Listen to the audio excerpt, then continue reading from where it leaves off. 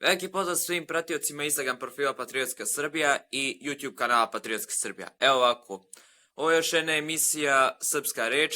Pre svega, govorit ćemo o jednoj specifičnoj temi, a to je lik i delo Đordana Bruna danas, kao i položaj Vatikana danas. Pre toga, samo da naglasim jednu stvar, a to je da emisija koja treba da bude emitovana u četvrtak, ona je zapravo bila napravljena, međutim postao je jedan problem. Instagram je u tom trenutku udario jedan vid bana, tako da mi je to malo, da tako kažem, onemogućio rad i objavu te emisije, tako da smo bili prisiljeni da je ponovo objavimo, ali sad u ovakvom formatu koji je, blagorečeno, bio neplanski. Izvinjavam se svim pratiocima koji su očekivali live takvog tipa. Sljedeći put kad budemo regulisali takve stvari, nadam se da će biti ovako malo bolje. Ali ono što je najbitnije je da je tu moja draga gošća sa mnom. To je Tijana Klar, istoričar. Kao što sam rekao, govorit ćemo o temi lika i dela Đordana Bruna danas, ali i o položaju Vatikana danas. Dobrodošla. Hvala ti na pozivu. Evo ovako, prvo pitanje, pošto razgovarali smo malo o specifičnom vremenu vezanom za kontekst kada govorimo o Đordanu Brunu. Možeš nam malo reći nešto ko je Giordano Bruno i koja je njegova uloga u istoriji, ali i o vremenu u kom je on živeo? Naravno da mogu reći. Prvo, Giordano Bruno je bio italijanski filozof i bivši dominikanski monah iz 16. veka. Kada pričamo o periodu 16. veka, podsjetiću pratioce da je to period koji se na neki način rastaje od srednjeg veka i ulazi u novine, gde se fokusira na potrebe čoveka i istraživanja prirode, a više ga ne zanima pitanje religije toliko koliko je to bilo prisutno u srednjem veku, s obzirom da su ljudi u srednjem veku bili fokusirani na znanja iz Svetog pisma i na taj način razvijali zasebnu filozofiju iz njihove teologije. U 16. veku situacija postaje drugačija, ljudima nije dovoljno da znaju znanja o svetu i o sebi putem Svetog pisma, već počinju u dat spis da sumnjaju i da pišu svoja gledišta po pitanju religije, po pitanju sistema u kome žive. Među njima je bio i Giordano Bruno, ali on nije ni prvi ni jedini koji to uradio. S obzirom da sam napomenula da je bio bivši dominikanski monah, ta činjenica nam govori da je bio predviđen da pripadne crkvenom sistemu Italije tog perioda. Međutim, desila se ta situacija sa njim da je on počeo već u mladosti da pravi, da kažemo tako, ekscese u manastiru u kome se školovao. Konkretno školovao se u manastiru San Domenico Maggiore u Napolju. To je bio Augustinovski manastir, znači oni su se školovali po pravilu Svetog Augustina iz Hipona i Bruno je tamo napravio scene gde je poricao Sveto trojstvo, gde se desilo da u jednom momentu pobaca sve slike svetaca i sve ćelije i zadrži raspeće, što je bila asocijacija na protestantizam protiv koga su se katolici i glavna katolička crkva u Rimu borili. I posle je preporučivao neke sporne tekstove svoje sabraći, a ujedno su ga uhvatili da čita Erazma Roterdamskog, koji je bio već zabranjen za čitanje po statutu monaškog reda. S obzirom da su ti slučajevi kod Bruna bili evidentirani i prijavljeni tamošnjoj inkviziciji, on je bio primoran da prvo pobegne iz Napulja i da se prebaci u Rim, potom je i tamo počelo da se sprema zavera protiv njega od strane i tamošnje inkvizicije i biva primoran da pobegne iz zemlje. Od trenutka kada beži u Italiju, on započinje svoj izbeglički život koji će trajati od 1576. do 1592. godine, kada će se ponovo vratiti u svoju zemlju i gde će na kraju nastradati 1600. godine, kada bude bio osuđen na smrt spaljivanjem na lomači. Ono što je on za to vreme radio jeste da je preživljavao na taj način da predaje privatno filozofiju, da predaje takođe teologiju u jednom trenutku u Švajcarskoj. Takođe je počeo da piše svoje prve knjige u Francuskoj, potom u Engleskoj, mada u Engleskoj najviše stekao popularnost, a na primer francuski istoričar Jean Delimot u svojoj knjizi Civilizacija renesanse na primer smatra da katolička crkva skreće pažnju na Bruna tek od momenta kada on boravi u Engleskoj, jer tada se osvrće i zastupa Kopernikanski sistem, to je sistem po kome se zemlja okreće oko sunca, znači zemlja se više ne okreće sama oko sebe, sunce je centar zemlje i zajedno sa njom idu i planete, s tim što Bruno proširuje Kopernikansku teoriju sa tim da je to zapravo sunce i zvezde su živa bića, što se kosilo sa biblijskom tradicijom po kome je u Starom zavetu Bog stvorio zemlju i nebu i Bog je odgovoran za stvaranje sveta, a crkva je pored te biblijske tradicije toga vremena zastupala u teoriji i aristotelovsku teoriju koja se poklapala sa njihovim viđenjem sveta, jer je Aristotel video univerzum koji nema ni početak ni kraj, koji takođe u nekom smislu nepokretan, ali je večan. Međutim, Bruno tu dodaje da pored tog sveta kome mi znamo postoji beskonačno mnogo svetova, to je ono što crkva nije zastupala i to je ono zbog čega će Bruno da dođe u sukob sa katoličkom crkvom kada bude bio na suđenju prvo u Veneciji, a potom i u Rimu. Tako da njegova istorijska uloga se može reći da je bila u, da kažemo, borbi izmene viđenja sveta, a pored toga i kritici sistema toga vremena, kako crkvenih vlasti, tako i svetovnih vlasti. Cvjetine, ja se čujemo?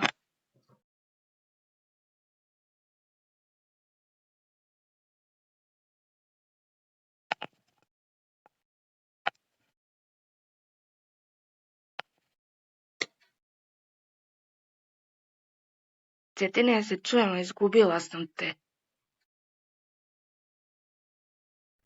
Čujemo se, po meni malo internet, meni je zakazao, malo više. Pa vidim da nema mikrofona, zato. Malo je zakazao internet, a ja sam htio sam gas kameru i mikrofon da mogu da te čujem šta pričaš, a i zbog interneta. Evo ovako, pomenula si njegovu veoma važnu ulogu u istoriji i konkretno koja je i u našem razgovoru pre emisije smo govorili o Kseniji Atanasijević. Ko je zapravo ona bila? Ksenija Atanasijević je bila naša filozofičarka, bila je ujedno prva žena doktorant na Univerzitetu u Beogradu i prva je istraživala Đordana Bruna za svoj doktorat, gde je proučavala njegovu knjigu Uzroku i principu najmanjem i za taj rad je takođe dobila, da kažemo, pozitivne kritike i to nam govori činjenica da je njen rad preveden takođe na francuski i posle je ubačena kao naučnica, istražiteljka Bruna na onoj poznatom Britanici britanskoj. Tako da je ona na neki način zadužila nas sa prvim istraživanjima o Đordanu Brunu kako po pitanju njegove filozofije, tako i po pitanju nekih osnovnih stvari o njegovom životu. Ono što je Ksenija, na primer, smatrala za Bruna i što je privuklo Brunu jeste zapravo ta njegova konfuzna filozofija koja mora s oprezom da se čita i više su je privukle njegove ideje nego njegov život, iako je bacila i kratak osvrt na njega kao na ličnost kad je davala svoje tada intervjue. Naprimer, ona je smatrala za Bruna da je bio lakomislen i da je mislio da on neće na kraju nastradati. Međutim, ono što sam ja primetila kod Ksenije, s obzirom da govorimo o periodu, to su 20. godine 20. veka u Kraljevini Srba, Hrvata i Slovenaca, sasvim je logično da nisu bila dostupna sva Brunova dela da se prevedu. Ja bih je ispravila i dodala zapravo novu informaciju da je Bruno itekako znao da će mu se desiti nešto loše i to je, na primer, pisao u svojoj Pepeljavoj večeri, gde kaže da jednog dana kada se vrati u rimsku zemlju i tamo umre. Kažem, ne treba da kažemo kriviti Kseniju Atanasijević zato što to nije znao, zato što delo nije bilo prevedeno u njeno vreme, a kao što vidimo ona se bavila samo jednim njegovim delom u Uzroku i principu najmanjem. Pored Ksenije Atanasijević u današnje vreme bavila se, ujedno je Aleksandra Mančić, prevodilac, se bavila Giordanom Brunom i objavila je knjigu 2015. Komunikaciji i prevođenju Giordano Bruno, za koju je dobila nagradu iz oblasti filozofije. Takođe, ta knjiga je predstavljala ne samo osvrt na njegove ideje, nego i njegovu biografiju, mada moram dodati, smatram da ta knjiga je mogla mnogo više da da i da treba itekako da se istraživanja Brunu i dalje razvijaju. Ne samo kao jedna mala knjižica, da mora mnogo dublje da se istražuje, s obzirom da je njegov život i njegov proces suđenja zbog čega je stradao mnogo složeniji nego što mi to na prvu ruku mislimo. Da te pitam nešto, sam da postavim jedno podpitanje ako može pre nešto peđemo seđe. Ti spomenula da se jedna naših prevodilaca, kako si pomenula ime? Zove se Aleksandra Mančić. Aleksandra Mančić. I pomenula si da se treba malo više istraživati u Brunu, a ne da bude ta mala knjižica. Koliko mi zapravo znamo o Brunu? Odnosno, koliko je nama dostupno da znamo o njemu?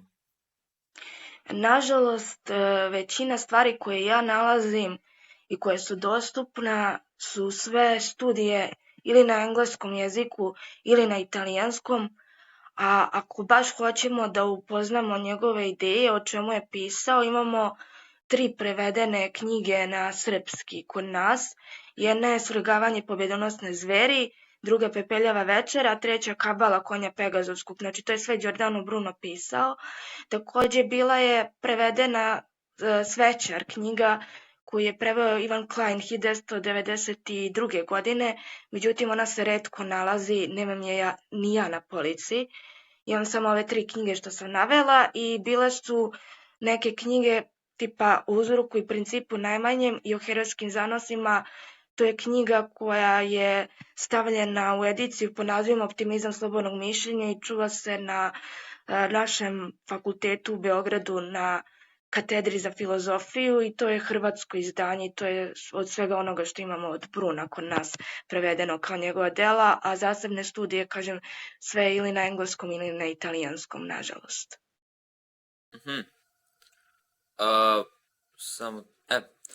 Pomenula se bila, da tako kažem, umjesto Giordana Bruna i pomenula si na neki način i njegov sukob sa katoličkom crkvom. Kakav je bio njegov stav, kakav je bio stav katoličke crkve, prvenstveno Vatikana, logično, kakav je bio stav prema Giordanu Brunu tokom njegovog života i da li dan danas katolička crkva, odnosno Vatikan, ima konzervativan stav ne samo prema Giordanu Brunu, nego i prema svim drugim naučnicima iz tog doba ili ranije. Možemo malo navesti kasnije. Ajde ovako prvo da te vratim na onu biografiju njegovu dok je bio mlad monah. Iako to nisu bili visoki, da kažemo, katolički krugovi kao što to predstavljaju papa ili kardinali, već među katoličkim monasima ili svojom dominikanskom sa braćom, on je, da kažemo, pokazao taj sukup po razmeni mišljenja povodom nekih osnovnih teoloških i biblijskih tradicija, tako da se tu već vidi neka konzervativnost i nedostupnost kritici da se sagledaju s razumom neke stvari. U toku njegovog suđenja prvo u Veneciji, na primer, Bruno ima priliku da licem u lice komunicira sa venecijanskim inkvizitorima, međutim, ispostavilo se na kraju da em što su spisi bili puni lažnih optužbi, em što nisu davali optuženom priliku da na pravilan način objasni, a kamoli da pokušaju da razumeju da je on samo sumnjao u neke stvari, ali da nije hteo da se bori protiv katoličke crkve kao takve, a kamoli protiv katoličkog sistema, smatraju samo da neke stvari moraju da se izmene, to jest da se vera ne koristi u svrhu ubijanja ili manipulacije, kao što su to činili svetovni vladari u saradnji sa crkvenim vlastima. Takođe, u jednom trenutku se desilo prilikom suđenja u Veneciji da je Giordano Bruno počeo da viče na inkvizitore zato što su namerno onako ubacivali lažne optužbe. U nekim trenucima bili su neki tipa izjave da je bio mag. Sad, biti mag u 16. veku znači poznavati elemente prirode i povezivati Boga kao da je deo prirode, da je on u njoj. Znači, priroda je Bog. Inkvizitori to na taj način nisu razumeli, nego su oni magiju i maga smatrali bukvalno, kao što danas vidimo da se odmah magija vezuje za neke čarolije i rituale. To uopšte nije bilo tako. I Bruno jeste pisao otvoreno o magiji putem starih tradicija koje je zastupao, ali je pokušavao da se izvuče kod venecijanskih inkvizitora, što je sasvim logično, svako bi pokušao da se izvuče, da ne bi nastradao. Međutim, njemu je mogla biti ponuđena prilika da tad preživi, ali se Rim tu umešao u trenutku kada je saznao da Bruno je pred venecijanskim inkvizitorima i venecijanci su stavljeni pod pritisak da predaju Bruna Rimu, što se već desilo 1593. godine i on će od te godine do svog prvog pojavljivanja pred rimskom inkvizicijom 1599. Znači on će 7 godina da bude u zatvoru i njemu će samo biti u zatvoru prosleđivani spisi od inkvizitora koje ideje ne valjaju, čega treba da se otrgne, čega ne može, tako da u tom trenutku, u toku tog boravka u zatvoru, on ima priliku licem u lice da se nađe sa rimskim inkvizitorima, što je bila jasna poruka da ne žele da dolaze sa njim u bilo kakvu debatu. I prilikom donošenja smrtne presude vidi se da su izokrenuli stvari u pogrešnom smeru, optužili su ga za ateizam samo zato što je boravio u Engleskoj pod kojom je vladala Elizabeta I Tudor. Samo ću napomenuti da je Elizabeta bila neprijatelj katoličke crkve zato što je bila protestantkinja, za razliku njene sestre Mary, koja je bila katolkinja, pa je katolička crkva podržavala i krugovi. Takođe, Bruna su optužili u smrtnoj presudi zbog dela Svrgavanje pobedonosne zveri, to je ova knjiga. Sad, u čemu je bila caka sa tom knjigom? Naslov knjige... Da vide gledalci tu knjigu, izvini na prekidanju, tu knjigu koju si pokazala. Evo. Pitam, pošto gledalci nisu vidjeli kako si brzo pokazala, pa zato nadam se da si shvatila da si stala. Da. Stala sam do toga da objasnim zašto su se za tu knjigu, da kažemo tako, zakačili.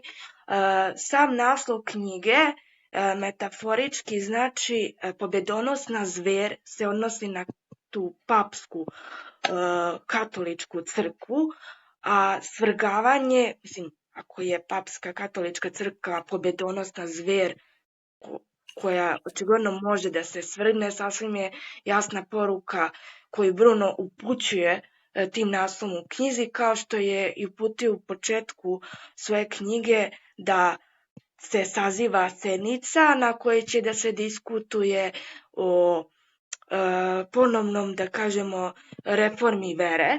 Mogu i da pročitam, da citiram taj detalj, ako može. Samo da otvorim. Samo moment da, pošto ne mogu da, ne mogu da držim kameru i knjigu, pa ne zameri. Pa nije problem, samo prema što do ti nađeš, samo da kažem svojim pratiocima da će im biti emitovano, da će im biti emitovano na glavnom profilu, na Patriotska Srbija V3, čak ću objaviti na YouTube kanal i Telegram. Ako neko ne zna Telegram, to je Otačastveni pokret Patriote Srbije. To je jedan od mojih Telegram grupa, kanala na koji možete da gledate. Inače, ko može neka ih zaprati, značilo bi. Pošto se firma širi. Samo malo da vidim, sad sam ga izgubila. Samo ti polako.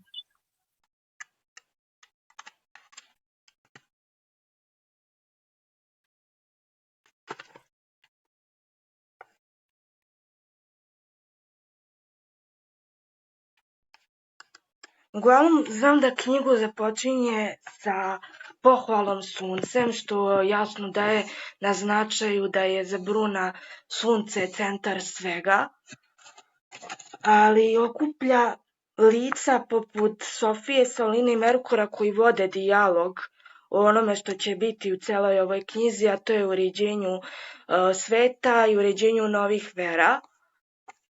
Sad ne mogu da nađem tačan citat. Sad sam ga izgubila. Uglavnom, cela ta knjiga se vodi argumentacija u vidu moralnih razgovora. Takođe, Bruno se u jednom trenutku osvrće i na argumentaciju protiv Martina Lutera zbog njegovog antisemitizma koji je iznosio dok je bio živ.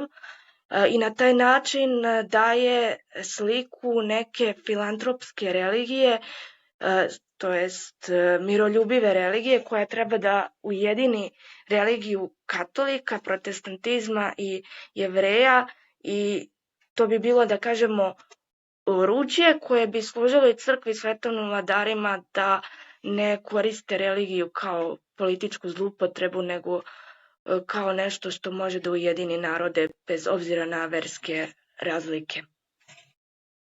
Samo me zanima jedna konkretna stvar. Pomenula si Martina Lutera i protestantsko učenje. Gde si našla mislim, ako nije tajna, gde si našla poveznicu između Giordana Bruna i Martina Lutera, mislim, u kom kontekstu je to? Ovde u ovoj knjizi ima stalno se stavljaju fusnote za određene delove kada se priča o nekim stvarima i sad Bruno to neke stvari ne možete shvatiti kod Bruna bukvalno zato što on mora da se čita metaforički. Kada se čita taj citat, to je, citat nije bukvalan, ali ta izjava o Jevrejima, Bruno ne iznosi svoj antisemitizam i zato je i označena ta fusnota da sad ne citiram način na koji to izneseno. Mislim da nije prikladno baš i ne znam da li će ti banovati video zbog toga, ali je naznačena fusnota na koga se konkretno ta izjava odnosila. Takođe, pošto si pitao za protestantizam, samo bih podsjetila, ako nisam rekla, Bruno je dolazio već u kontakt sa protestantizmom i to dok je boravio u Švajcarskoj, iako je tamo bio zastupljen kalvinizam. Jedno vreme je bio kalvinista, pošto se odrekao katoličke vere da bi tamo opstao, međutim, posle i tamo došao u sukob sa tamošnjim vlastima i u Nemačkoj će biti u trenutku boravka u dodiru sa protestantima i luterancima. Tako da to na njega i takako utiče. Ne samo dok je pisao o delu Svrgavanje u Engleskoj. Pomenula si bila, odnosno kada govorimo o uticaju Giordana Bruna, koliki je njegov uticaj na naše savremeno društvo i nauku? I još jedna stvar me zanima, da li je katolička crkva danas barem formalno priznala Giordana Bruna i njegovo učenje na neki način? Barem formalno. Ovako, što se tiče nauke, to se može gledati iz 3 ugla. Iz ugla nas istoričara, iz ugla prirodnih nauka, konkretno fizika, i iz ugla filozofije. Ja bih prvo se osvrnula na fiziku, iako nisam stručna u toj nauci, niti me ona toliko zanima. Naprimer, ispostavilo se da ono nasleđe Galileja o mehaničkom principu kretanja nebeskih sfera, da to Galileo nije zastupao sam, već u kombinaciji i sa kopernikanskom teorijom i sa delima Giordana Bruna. Konkretno, iz dela Giordana Bruna je konkretno izvukao iz Pepeljave večere o tim nebeskim sferama i kretanjima i to je ono što je upoznato u Finiciji kao princip kretanja nebeskih sfera. Znači, to nije Galilejev izum, to je bio Brunov izum i tu je, može se reći, u današnjoj nauci nanesena nepravda zato što Brun ne može da se prizna taj, da kažemo, sistem u fizici, već se i dalje raspravlja među naučnicima. Ovde se konkretno misli na prirodne naučnike, neće da mu priznaju status naučnika, već ostaje nekako za pećku i više se priča o Galileu i manje više o Kepleru, ali Galileu ljudi najviše i znaju i najviše i uče njegove formulacije, ali Galileo to ne bi imao da nije bilo i Bruna. Što se tiče filozofije, smatram da bi svi filozofi, bez obzira koji period izučavali, i takođe filozofi religije bi trebali da budu upoznati sa idejama Giordana Bruna, jer postoji nešto što se zove kosmološki argument. To je argument o nastanku sveta i univerzuma, da se ispituje šta je uzrok, koji je uzrok nastanka sveta, da li je nastao oduvek ili je oduvek postojao, da li je tvorac Bog ili je neko drugi. Mislim da Bruno itekako može da upotpuni, zahvaljujući svom delu Pepeljava večere, zahvaljujući istrgavanju povedonosne zveri, moglo bi da se prouči njegova kosmološka argumentacija kako bi se uporedila sa filozofima od ranije i kasnije i savremenim filozofima, tako da tu bi moglo da se dopuni znanje i da se prouče određene premise da bi se uporedile. Bruno tu nije pomenut, a smatram da bi trebalo. Što se tiče nas istoričara, nama je bitan on kako zbog toga što je jedan od stradalih heretika katoličke crkve, tako je ujedno bitan jer daje sliku i priliku italijanske izbjeglice u 16. veku, zatim nam daje sliku Engleske u 16. veku i kako se Englezi odnose prema italijanskom stanovništvu, s obzirom da je u 16. veku su pojačana anti-italijanska osjećanja u Evropi. Takođe, pošto smo pričali o protestantizmu i Martinu Luteru, takođe je bitno da vidimo njegovo razmatranje iz istorijskog ugla prema drugim religijama, kao i to kako su se druge religije, ne samo katoličke, nego i protestantske, odnosile prema nekome ko se nije slagao sa njegovim zastupanjima i ideja. Pitao si me za Vatikan, da li priznaje danas njega, tako? Da. 2000. godine, dok je Papa Jovan Pavle II bio još živ, on je prvi jedini uputio izvinjenje čovečanstvu za sve zločine crkve, među njima je bila inkvizicija, međutim ono što upada u oči jeste da Bruno nije skinuo taj naziv heretik i da ne može da mu se oproste njegova učenja. U principu, briski kardinal tadašnjeg pape je izjavio da crkva žali zbog njegove mučne smrti, ali jednostavno njegova učenja se ne poklapaju sa učenjima katoličke crkve, te mu stoga ne može biti oprošteno. Ubrzo te godine su održani protesti za Bruna, s obzirom da nije izjednačen kao ravnopravan među ostalim stradalima, međutim to se ništa nije izmenilo. Na kraju smo i 2009. godine dobili katoličku propagandu Brunu putem teksta za katoličke novine na engleskom Catholic News, gde se priča da oni koji se sećaju Giordana Bruna i koji su i podigli posle i spomenik Giordanu Brunu 1889. da nisu imali pojma ko je Bruno, da su to uradili samo zato što su bili protiv crkve, da je Bruno stradao zato što je kriv bio njegov karakter, oni su se sve trudili da ga spasu od smrti, on je hteo, doslovce je došlo do toga da oni kažu da je Bruno izvršio samoubistvo s tom svojom odlukom. Katolička crkva tu nije odgovorna. Tako da To je malo bizarno. jeste bizarno, ali se oni služe onom izjavom da je on odlučio da umre za svoje ideje. Da nije teo da ih se odrekne. Naravno, u smrtnoj presudi oni su izjavili iz tog vremena 16. veka da osude brata Đordana bez prolivanja krvi. Mislim, ako je spaljivanje na lomači i stavljanje spravice za mučenje na usta da bi se osoba učutkala. Da li se čujemo? Čujemo se, jesi me izgubio?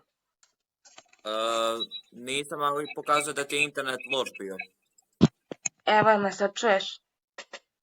Da, stava si tu vezano za Đordana Bruna kada je, ako sam dobro shvatio, pošto mu kao nisu oprostili jer je bio jeretik. Pa posle toga. Dobro, nešto mi se opet izgubilo.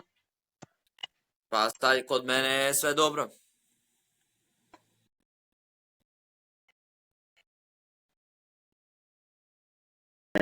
Evo, sad dobro. Sad trebalo da bude. Ok, šta si teo da me dopuniš? Htio sam samo da ti kažem da se stala tu, da ne bude da se zaboravila, stala se tu kada mu katolička crkva nije oprostila do te granice da su rekli da je on izvršio samoubistvo. Da, to sam stala. Rekla sam, pošto oni u smrtnoj presudi koji su doneli 1600. godine, kažu da treba Đordana Bruna, brata Đordana, kako oni kažu, osuditi bez prolivanja krvi. Ako je osuda bez prolivanja krvi tako što ćeš čoveka da pošalješ živog na lomače, pre toga da mu staviš pravicu za mučenje na usta da bi ga učutkala, ja onda stvarno ne znam šta je prolivanje krvi nečija. Jeste kontradiktorno. Kakva kontradiktorna izjava? Kao protiv ubistva i naravno ima još jedna začkoljica što laici mogu da upadnu u zamku ukoliko proučavaju dokumente sa inkvizicije, to jest suđenja sa inkvizicije, jeste što oni uvek na kraju napomenu da će osoba biti predata svetovnim vlastima i neko ko ne poznaje malo šire stvari bi pomislio da su svetovne vlasti zapravo krive za smrt dotične osobe, jer one na kraju odlučuju da li će osoba da bude spaljena na lomači ili ne.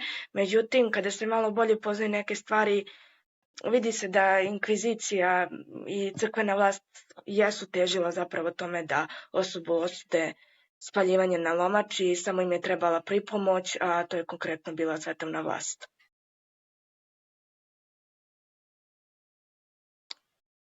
Jesi tu?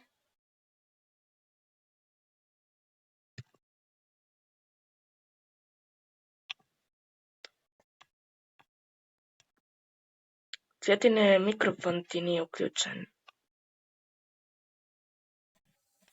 Izvini, čuo sam neko lupanje pa sam morao da iziđem.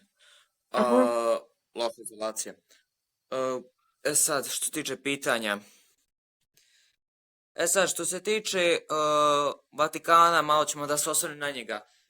Koliko je on zapravo danas uticajan u političkom smislu kao politički centar i kako on reaguje na savremenije promene, kako društveno, tako i politički?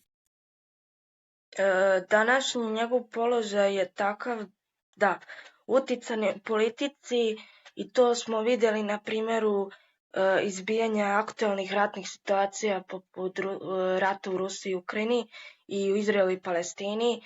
Znači, Papa je dao svoj stav, poziva na mir, važi za obe strane, ne važi samo za jednu stranu, nego obe strane poziva na neki mir.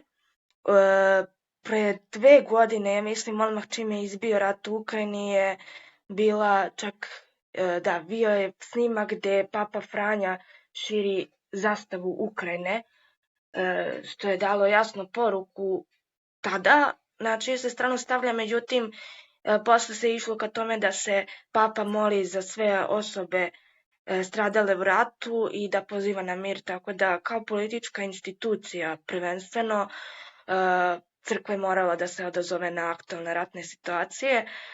Što se tiče drugih aktualnih pitanja danas po Vatikanu jesu promene unutar njihovih krugova, a to je na primjer da sad stavljaju žene u ravnopravan položaj u crkvenim krugovima sa muškarcima, ne prave ih nejednake. Međutim, ono što meni malo upada u oči i baca u sumnju jeste činjenica da Papa Franja to sve sprovodi na noviji i savremeniji način. Međutim, malo je kontradiktorno da oni imaju za sveca onog papu Jovana Pavla II. O kome smo pričali, a za vreme njegovog mandata uopšte se nije zalagao za takvu politiku prema ženama. Malo mi je nejasno, ako sprovodiš reforme liberalnije, šta će ti za sveca neko ko to nije radio? Pa malo zvuči kontradiktorno obzirom na to da katolička crkva se, pretpostavljam, do smrti uvaženog pape Jovana Pavla II. Da je bila izuzetno konzervativna, mada ne iznenađuje me s obzirom na to da, ako sam dobro shvatio, pošto sam čitao raznu istorijsku i versku literaturu za to doba, u kojoj se kaže da je katolička crkva od kada je nastala pa sve do dana danas njen autoritet i njene, da tako kažem, konzervativnost sve više opada. Ako razumiješ šta ti hoću reći. Razumem, međutim, bojim se da sam ja tu malo sumnjičava, s obzirom da govorimo o crkvi kao u političkoj instituciji. Na drugom mjestu se može reći da je verska. Ja ne kažem da ne treba crkva da se menja i ne treba ona da staje na mestu, da ostaje ista kao što je bila ranije, ali mislim da bi trebalo da pustimo vreme da pokaže da li će to sve što su praksi, što su u teoriji zapravo propovedali, da se to pokaže u praksi, da će zaista do toga doći. Isto prošle godine u novembru oni su opet doneli zabranu masona, to je slobodnog zidarstva, opet su po tom pitanju isti, i po pitanju nauke i kritike crkve su isti. Mislim da je pre par meseci mi izašlo u novinama da je Papa Franja nekoga iskomunicirao zato što mu je uputio neku onako kritiku baš oštru, tako da ne znam kako će se odvijati situacija nadalje, iskreno ti kažem. A što se tiče pozivanja na mir, to jeste novina, s obzirom da znamo da je katolička crkva, na primjer ako gledaš krstaške ratove, tekako bila voditelj i propovednik krstaškog rata. Ovo jeste novina da ona propoveda miroljubivu politiku, ali bojim se da se iza toga kriju zapravo neki interesi, a ne tako stvarno dobre namere. Pomenula si bio, evo ovako, kada govorimo o Vatikanu danas, pošto spomenula te promjene, ako sam dobro shvatio, ti si pomenula da je Vatikan samo kroz teoriju propoveda to kao neki vid promjene, da će to kao da ostvari, a da u praksi ne primenjuju apsolutno ništa. Ako sam dobro razumeo. Da.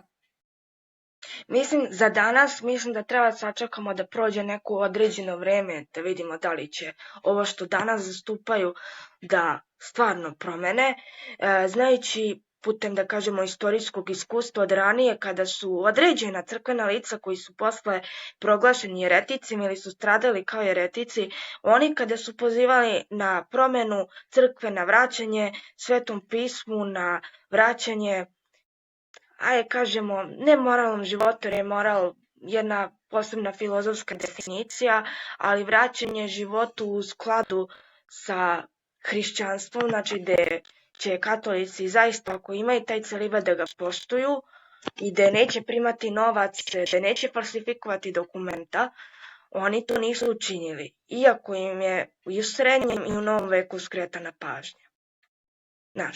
Kad imaš tako dva velika istorijska iskustva, da tako kažem, I kad vidiš da ih nisu tada sproveli u praksi, šta sad možemo očekivati? Malo sam sumnjičava, Pa, znaš. to ima smisla. E sad, zanima me jedna stvar. Kako je Giordano Bruno u današnjem vremenu percipiran? I u medijima, ali i generalno u savremenim tokovima. I da li su njegove ideje i stavovi danas prihvaćeni ili su jednostavno odbačeni? Ja bih prvo krenula od toga kako je on predstavljen u našem školskom sistemu. Ako ga uopšte pomenu u nekim školama, često se to završi sa rečenicom on je bio jeretik, stradao je zato što je zastupao helicentrični sistem od Kopernika, kraj priče svake. Što se tiče medija i današnje kulture, oni koji iole znaju za njega, ga predstavljaju kao slobodnog mislioca, ali u principu ne poznaju njegov život toliko i ne znaju šta je on sve pisao u svojim knjigama. Nisu upoznati sa njegovim argumentacijama, s njegovim životom uopšte, tako da tu fali dosta znanja, tako da je opšta kultura njega izgradila samo u slobodnog mislioca, zato što mu crkva nije dala da slobodno misli u vreme u kom je živao. Što se tiče dalje kako ga gledaju, mogu slobodno reći da se ime Giordana Bruna čak zloupotrebljava u političke svrhe, kada optužite političara da vrši propagandu, kada neki kritičar optuži političara da vrši propagandu, to se najčešće završi sa izjavom osjećam se ko Giordano Bruno pred inkvizicijom.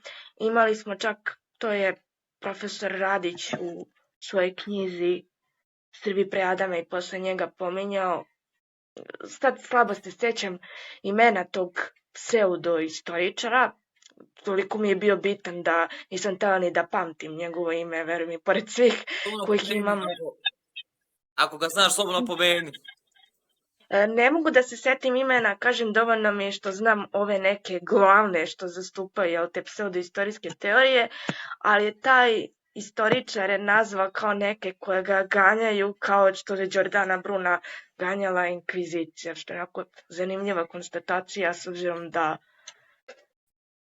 ne znam kako se tu kukaca. Ako se ne vara, mislimo na istog lika. Gospodina... Ne mislim na onog glavnog. Ja sam mislila da... Neki njihov levi, veruj mi, neki njihov levi. Toliko je rebitan da ga nisam zapamtila. Evo da ti pokažem jedan stavku. Ja imam udžbenike iz istorije za 3. godinu, pošto smo mi iz Republike Srpske, odnosno tehnički ja. Da ti pokažem jednu stavku. Ona je među prvim lekcijama se pominje Giordano Bruno, ali da ti pokažem. Nadam se daš moći vidjeti. Ako ne uspijem da vidim, možeš slobodno da mi pročitaš šta tu piše o njemu. Evo ovako. Pa kaže, italijanski naučnik i filozof Giordano Bruno od 1548. do 1600. godine rođenja i smrti. Prihvatio je dalje i razradio Kopernikovo učenje, a kako se ono suprotstavilo hrišćanskim shvatanjima tog doba, inkvizicija ga osudila na smrt, spavala na lomači na Cvjetnom trgu u Rimu. To je sve što se on pominje. Prvo, ja sam baš napomenula u tvojoj emisiji da njega još ne gledaju kao naučnika, ne mogu da ga priznaju, dalje su podeljena mišljenja. Kao drugo, ne možemo njegovo razmišljanje da delimo samo na kopernikanizam. Ima tu i teoloških razmišljanja, i moralnih razmišljanja, i razmišljanja o prirodi, razmišljanja o sistemu i svetu u kom je živeo. Takođe, dosta u svojim knjigama, to i Ksenija Tanasijević potvrdila, on daje deliće sebe velike, on ne može od sebe da pobegne. Doslovce mi upoznajemo njega putem njegovih knjiga, ko je i šta je bio. Znaš, kažem, mnogo je složeniji slučaj njegov i njegov život i njegova ličnost da bi mogla da se svede na ovoliko pasusa. Nije, ovo je samo jedna rečenica o njemu. Znam, tako i kod nas u Srbiji. Nije ništa drugačije. I to malo prosto proširena rečenica, ako ćemo govoriti o lingvističkim terminima. Samo da ti kažem, mislim, ako dozvoljavaš, sad ti pročitam, ako nećeš imati ništa protiv ti kao gost. Ne. Evo, pominje se zajedno sa Galileom i sa Kopernikom i kao izvan konteksta, mislim, kako da to objasnim, ne direktno nego indirektno pominje ga kao da je on preuzimao Kopernikove ideje, a da je Galilej preuzeo i jedne i druge, malo indirektno govoreći, što je malo ironično. Mislim, ne ironično, Mislim, kontaš kao knjiga iz pazi, istorije. ono vreme, da, ali pazi, u ono vreme moraš da razumeš zašto Galileo nije otvoreno pričao o Brunu svojim delama, niti mu dao, da kažemo, značaj, zato što njegovom smrću bila je jasna poruka katoličke crkve da svako ko zastupa Brunove ideje i daje mu na značaju može da završi isto kao on. Kao drugo, Galileo je sebi stavio na teret što je otvoreno zastupao Kopernika. Zanimljivo je što Kopernik, na primjer, nije bio zabranjen sve do Galilejevog slučaja suđenja, znaš. Nisu davali toliko na značaju. Bruna su jednostavno ućutkali. Ako gledamo po definiciji Žana Delimoa, te crkva skrenula pažnju na Bruna tek sa delovanjem u Engleskoj, mada kao što vidiš putem njegovog života Bruno je i pre toga imao sukobe sa crkvenim licima. Kažem, Galileo je tu bio najglasniji po pitanju Kopernika. Zanimljivo je istaći da prvi put kad je došao na suđenje pred rimskom inkvizicijom, Galileo se suočio sa kardinalom Robertom Bellarminom koji je učestvovao u skupini inkvizitora koji su sudili Bruna na smrt. To je onako zanimljiva koincidencija za istaći. I smatrali su tada da Galileo jednostavno je jeretik zato što stavlja Kopernika kao i njegovu teoriju kao činjenicu, ne kao pretpostavku ili tezu eventualno. Posle su ga rehabilitovali 1992. i oprostili su mu iz razloga što jednostavno, kažem, ovo je kao bila greška, treba je da stavi tezu, ali nikad nije poricao biblijsku istinu ili mu je to bio cilj. Tako da se smatra da je katolička crkva pokušala da opere obraz kardinalu Robertu Bellarminu, ne samo zato što je bio kardinal, ovo će biti još jedna zanimljiva činjenica, to je da je kardinal Robert Bellarmino isto svetac rimokatoličke crkve. Ono što je malo, veruj mi, jako zanimljivo da ti iskreno kažem, sad, samo, kako bi ti ocijenila položaj katoličke crkve danas u svakom smislu? I jedna stvar, a druga stvar, da li je moguće opisati lik i delo Giordana Bruna u današnjem vremenu? Da li je to moguće uopšte? To su posljednja pitanja za ovu emisiju. Mislim da sam dovoljno odgovorila za položaj Vatikanske crkve danas u prethodnim pitanjima kada smo pričali. Ponavljam, za mene ona ostaje politička institucija u krugovima u kojima deluje, pogotovo verskim, pogotovo ljudi koji je podržavaju, ispostavljaju se da su to ljudi koji su čvrsto vezani za religiju, ne dovode u pitanje odluke crkve ili ne dovode neke njene istorijate, bilo u prošlosti, bilo iz savremene istorije 20. veka. S obzirom da se prošle godine, mislim to se već godinama vodi taj slučaj nestale devojčice Manuele Orlandi i to se desilo, mislim 1982. ili 3. Papa Jovan Pavle II. Još bio živ. Oni su toga prošlog veka napravili međunarodni događaj, umešanost mafije i tako neke slične priče, da bi se ispostavilo putem jednog svedočenja da je devojčica nestala pod podrškom Vatikana zato što je neko lice blisko papi Jovanu Pavla II. Nju uznemiravalo i stalno tu porodicu Orlandi usmeravaju na pogrešne puteve, nikako ih ne usmeravaju na njihovu državu i crkvu, što je jasna poruka. Prošlog leta su opet usmerili istragu na suprotnu stranu, a ne ka njima, tako da im se to tereti na vrat već duže vreme, a oni od toga onako zatvaraju oči namerno i to me čudi kako niko ne dovodi toliko u pitanje Italiji da se sete toga, naš. Pogotovo ti koji su onako rigorozno vezani za Vatikansku crkvu. A sad što se tiče, pitao si me za Giordana Bruna danas kako su ideje. ocenjuje njegov lik i delo? Njegov lik i delo danas, nažalost, kao što si ti video putem svog udžbenika i ovog svega što smo pričali, ljudi ga ne poznaju dovoljno danas. Mislim da kad bi se on malo više izučavao i bio dostupan svima, da bi mogli da ga smatramo i relevantnim kao kritičara sistema generalno, neko ko može da razvije i mladoj osobi kritičko mišljenje i da prosto razume kako neke stvari u svetu funkcionišu i da nauči nešto iz njegovog života, da li vredi boriti se za svoje ideje ili ne. Takođe, njegova priča bi trebala da posluži kao i priče drugih stradalih, te eretika, da se neguje ta verska tolerancija, da se ne prave više razlike između toga da li je neko pravoslavne, katoličke, protestantske vere, da li je musliman ili je Jevrejin. Potpunosti to nikad nije ni bilo bitno, Bruno je to isto pokazao svojim delima.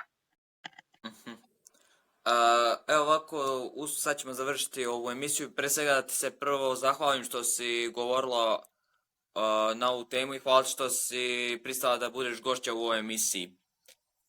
Hvala tebi na pozivu. Moram reći ponovo gošća jer, znaš, pričali smo o tome šta je se sve desilo, neplanski. Da, desio se fijasko.